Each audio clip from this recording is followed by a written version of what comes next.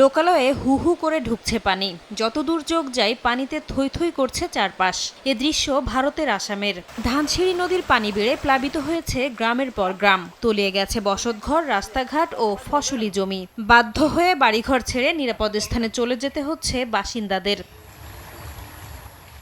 একই অবস্থা মণিপুরেও। ওয়াংজিং নদীর পানি বেড়ে প্লাবিত হয়েছে রাজধানী ইম্ফলের দক্ষিণাঞ্চল।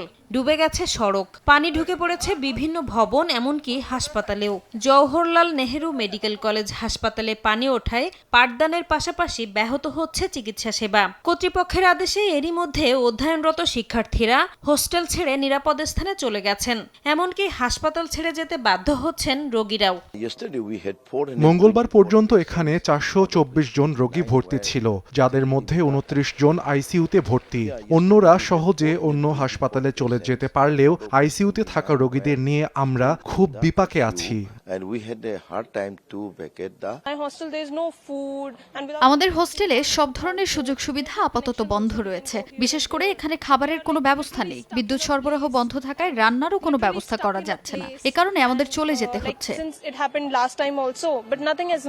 এদিকে ভারতের উত্তরাখণ্ডে ভারী বৃষ্টির কারণে ভয়াবহ বন্যা ও ভূমিধসের ঘটনা ঘটেছে। এতে মারা গেছেন বেশ কয়েকজন, নিখোঁজ আছেন অনেকে।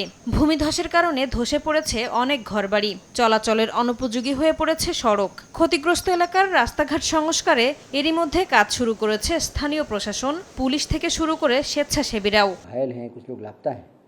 গত সোম এবং মঙ্গলবারের ভারী বৃষ্টিতে এখানে বড় ধরনের ক্ষতি হয়েছে। নিখোঁজদের উদ্ধারে বিভিন্ন টিম সম্মিলিতভাবে উদ্ধার কাজ চালাচ্ছে। পাশাপাশি অব্যাহত রয়েছে ত্রাণ বিতরণ কার্যক্রমও।